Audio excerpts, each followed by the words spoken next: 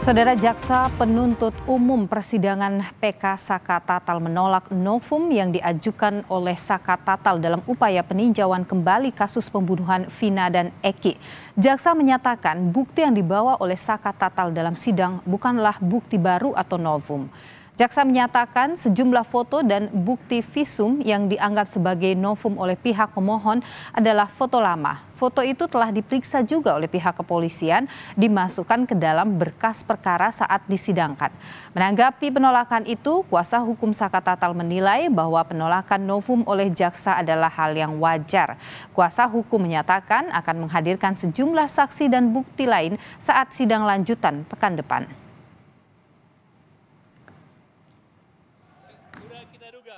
Yang kita ajukan, walaupun itu adalah keberadaan baru, wajar. Karena kenapa? 2016 dia sudah melakukan dakwaan dan tuntutan, dan itu sudah inkrah. Jadi itu dianggap bahwa itu keberadaannya bukan keberadaan baru, salah, bahwa foto itu betul 2016, tapi ditemukannya baru. Yang pasti kita punya saksi fakta, minggu depan kita buktikan apa yang terjadi 2016, sebenarnya yang terjadi seperti apa, di pembuktian aja besok ya. Ada saksi fakta. Saksi fakta itu, ya kan, yang nggak boleh kita sebutkan dong. Nanti ada yang lobby atau ada yang apa kan jadi masalah ini, gitu loh. Saya dapat itu, ya, itu sebut fotonya siapa nih? Eki, korban. Siapa namanya? Saya tanya korban itu korban. Eki, ya, itu sebut. Eki, berupa foto. Eki. Kakak Saka Tatal dihadirkan menjadi saksi dalam sidang peninjauan kembali di kasus Vina hari ini. Hakim mengonfirmasi sebuah foto yang menunjukkan foto korban Eki sesaat setelah ia ditemukan tewas di Jembatan Talun. Kuasa hukum Saka Tatal membantah dakwaan jaksa yang menyebut tewasnya Vina dan Eki karena pembunuhan. Bahwa dengan bukti baru atau novum tersebut yang belum pernah diajukan pada waktu persidangan, hilangnya nyawa korban Muhammad Rizky Rudiana dan Vina karena kecelakaan lalu lintas, bukan pembunuhan. Namun pernyataan kuasa hukum Saka Tatal ini dibantah jaksa yang menyebut bukti foto korban Eki tidak kuat karena tidak disertai hasil visum. Tak hanya itu, jaksa menyebut jika foto yang diajukan Saka Tatal bukan bukti baru, namun sudah pernah diajukan di persidangan sebelumnya. Mana semestinya pemohon dalam mengajukan novum terkait foto tersebut disertai hasil visum ataupun forensik, tetapi pemohon hanya berkesimpulan dalam hal tersebut adalah suatu kejadian kecelakaan. Hal tersebut sangat bertentangan dengan memori pemohon yang pertama pada halaman 26 poin ke-10 yang menerangkan bahwa Saka Tatal memukul 1 kali dengan tangan kosong dan mengenai pipi korban Muhammad Rizky Rudiana di flyover Sumber Cirebon. Oleh karena itu, novum foto ke-1 sampai dengan ke-5 beserta tambahan penjelasan poin 1 memori tambahan yang diajukan oleh penasihat hukum peninjauan kembali kami anggap bukanlah novum. Sementara keluarga korban masih meyakini Vina dan Eki tewas karena dibunuh. Kakak Vina, Marliana, menemukan sejumlah luka tidak wajar saat melihat jasad Vina. Namun Marliana membenarkan tidak ditemukan luka bekas tusukan dalam jasad Vina. Keluarga Vina berharap Polri bisa membentuk tim pencari fakta untuk mengungkap penyebab kematian Vina dan Eki sebenarnya. Kalau dari keluarga sendiri meyakini ya tetap ini pembunuhan. Saya alami itu ya menurut saya jauh dari kata kecelakaan. Apa sih yang bikin yakin itu pembunuhan, Pak? Ada luka tusuk atau gimana? Kalau luka tusuk sih nggak ada ya. Nggak ada luka tusuk, tapi ada luka-luka yang menurut saya ini adalah pembunuhan dan pemerkosaan. Nggak wajar gitu, Mbak? Ya, remuk pembunuhan aja lah. Remuk penganiayaan gitu, Mbak? Iya, terutama di bagian kepala ya. Pembuktian penyebab kematian Vina dan Eki 8 tahun silam karena pembunuhan atau kecelakaan akan menjadi bukti baru yang akan berdampak pada proses penyidikan kasus Vina dan Eki oleh Polda Jabar saat ini. Sementara proses sidang PK bergulir di persidangan, polisi belum mencari buron pembunuhan Vina dan Eki sejak Peggy dinyatakan bebas. Tim Liputan, Kompas TV. Saudara, jaksa tolak bukti baru yang diajukan oleh Saka Tatal dalam sidang PK. Salah satunya adalah foto Vina dan Eki yang dinilai bukanlah novum karena tidak disertai hasil visum. Lantas dengan penolakan ini, apakah dugaan penyebab kematian Vina dan Eki karena kecelakaan bukan pembunuhan menjadi lemah? Kita bahas petang hari ini, saudara, bersama sejumlah narasumber yang sudah bergabung. Di antaranya ada kuasa hukum Saka Tatal, Titin Prialianti, dan juga ada mantan Kabar Reskrim Polri, Komjen Purnawirawan Ito Sumardi. Selamat sore Bu Titin dan Pak Ito. Selamat sore Mbak Nilu. Baik, saya ke Bu Titin dulu. Bu Titin, jadi ini bukti yang dibawa, novum yang dibawa dalam persidangan ini ditolak, dianggap bahwa tidak ada nih unsur kebaruan begitu. Jadi lemah begitu ya. Nah, ini apa yang kemudian akan disiapkan oleh tim selanjutnya?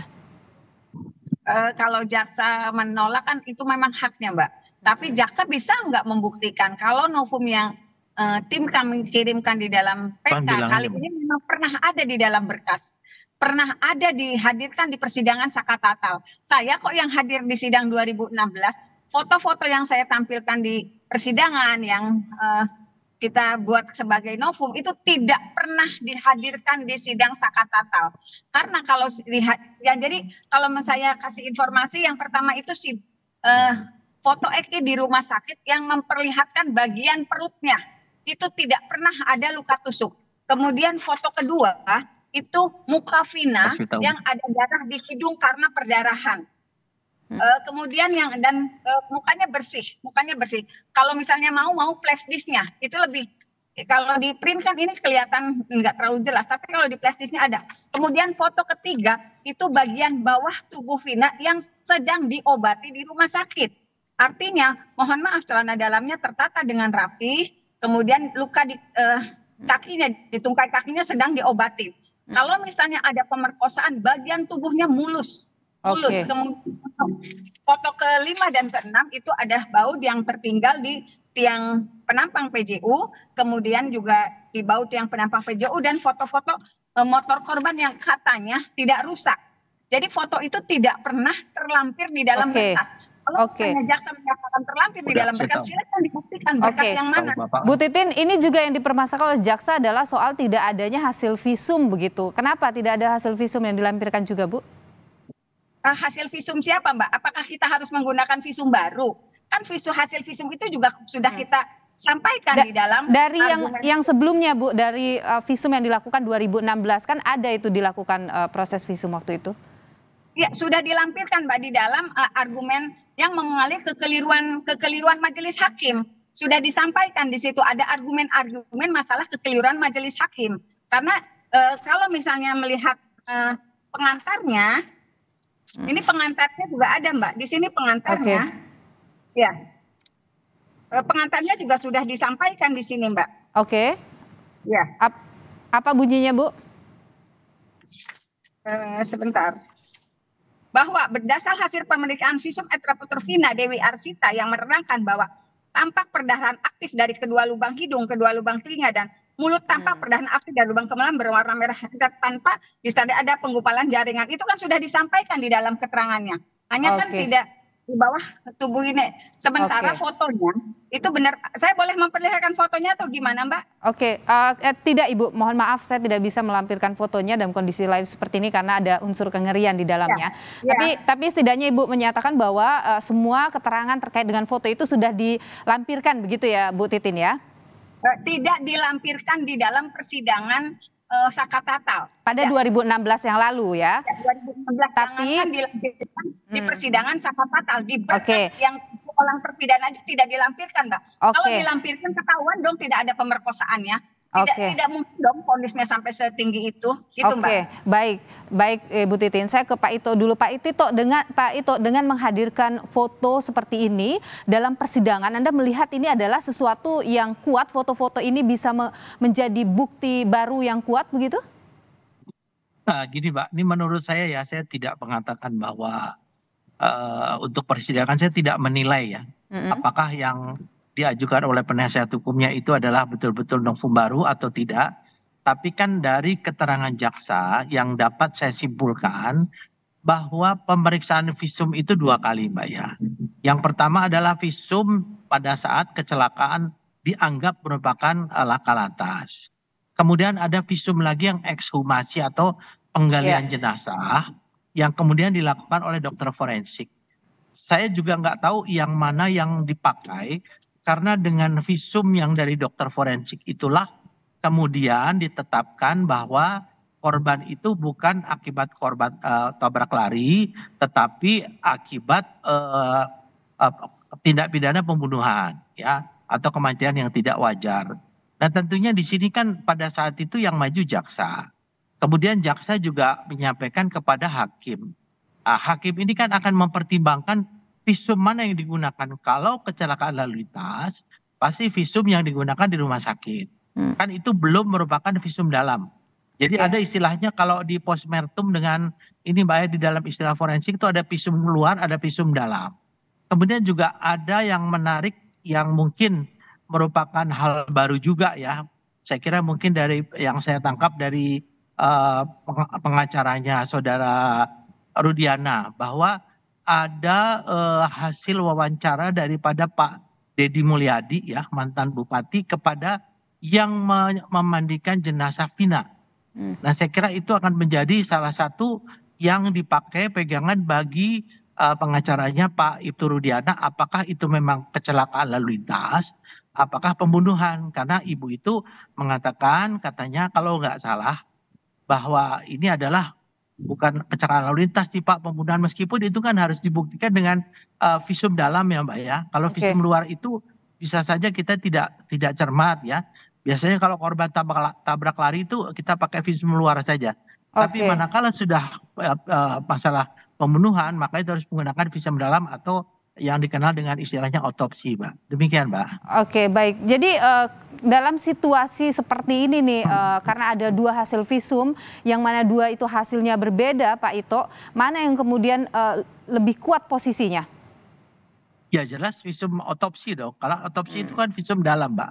Oke. Visum dalam itu kan menentukan apakah memang ada bagian tubuh lain yang mungkin rusak ya, dan itu disebabkan oleh apa? Pukulan benda tumpul, ada benda tajam dan lain sebagainya. Jadi itulah yang dipakai biasanya untuk mengungkap satu kasus pembunuhan ya.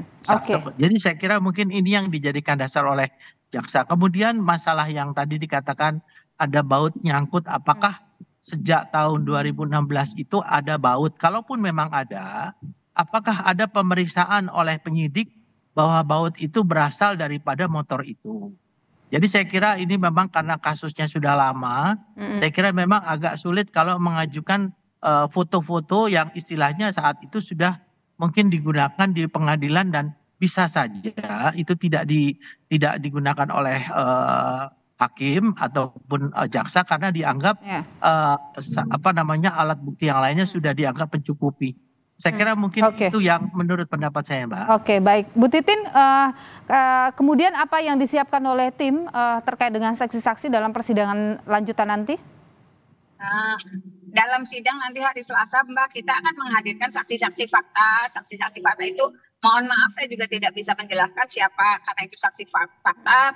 Kita juga tidak bisa menghadirkan siapa namanya, tetapi ada saksi-saksi lain seperti tokoh masyarakat Pak Deddy Mulyadi yang merekonstruksi kembali sehingga peristiwa ini apa ya sih yang sebenarnya terjadi, yang dulu sangat tersembunyi, yang dulu saya begitu sulit karena semua diarahkan sesuai BAP sudah mulai terbuka. Kemudian ada saksi-saksi lain yang kita harapkan adalah dari anggota kepolisian yang melakukan olah TKP karena untuk membuktikan apakah termasuk mengkonfirmasi, karena kan anggota kepolisian pasti hadir di TKP waktu itu mengenai baut yang daging yang tertinggal, karena kan itu dalam sidang pernah disampaikan tapi visualnya tidak pernah diperlihatkan. Oke, Bu Titin, ini kan dari pihak Saka Tatal sangat kokoh ya bahwa ini adalah kecelakaan bukan pembunuhan begitu.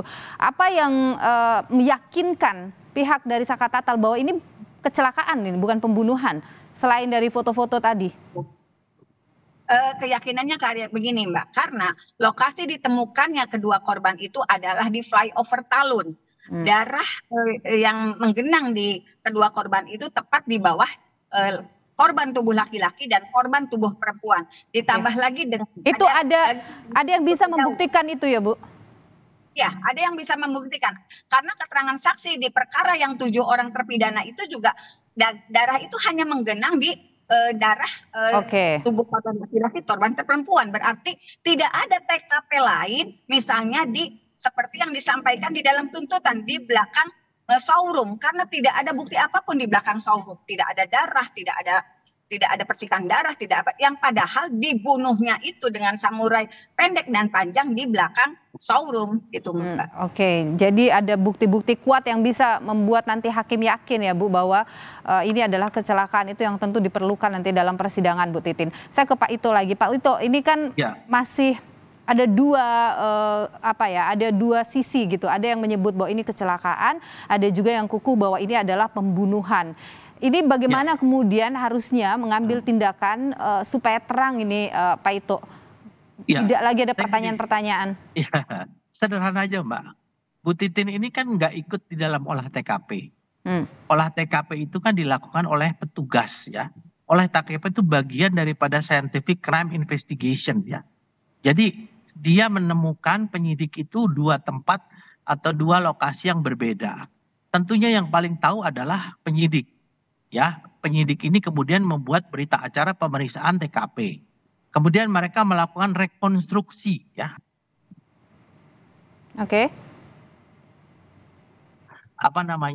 Bahwa kejadian tersebut ada 2 tempat ya. Kalaupun memang waktu itu dilakukan apakah tabrak lari atau bukan, saya yakin dari petugas laka lantas itu akan memeriksa. Biasanya kalau tabrak lari itu kan ada bekas Mbak, bekas mobil yang menabrak dan lain sebagainya tanda. Tapi kan kita semua tidak tahu karena yang paling tahu adalah petugas yang olah TKP. Jadi saya kira mungkin saksi-saksi yang dihadapkan juga kita harus melihat apakah saksi itu relevan atau tidak seperti Pak Deddy Mulyadi. Kan baru sekarang setelah 8 tahun. Karena pengakuan orang itu bisa saja berubah-ubah. Nah di sini tentunya yang Anda merasa tidak kuat kalau misalnya Deddy Mulyadi dihadirkan dalam persidangan begitu? Kalau menurut saya tidak Mbak ya, tidak ya saya kira. Karena kan ini ada apakah itu novum baru, kan Pak Deddy Mulyadi tidak terlibat langsung, hanya mewawancarai. Ya mewawancari itu kan bisa saja orang membuat statement yang mungkin statementnya itu bisa benar bisa juga tidak gitu kan. Jadi keterangan-keterangan yang baru muncul begitu terkait dengan ini tidak bisa langsung dinyatakan sebagai keterangan yang benar begitu ya Pak Ito ya? Ya itu tentunya nanti kan dinilai Mbak ya, dinilai oleh hakim apakah ini relevan atau tidak. Tadi ada saksi fakta. Faktanya kalau saksi fakta itu adalah fakta yang pada saat tahun 2016 dia betul-betul berada di tempat kejadian dan melihat, kan waktu kejadian itu tidak ada yang melihat ya. Saya kira demikian Mbak. Baik Pak Ito Sumardi, Komjen Pol Purnawirawan Ito Sumardi, mantan Kabarreskrim Polri, dan juga Ibu Titin Prialianti, kuasa hukum dari Saka Tatal. Terima kasih sudah berbagi pandangan di Kompas Petang, sehat selalu.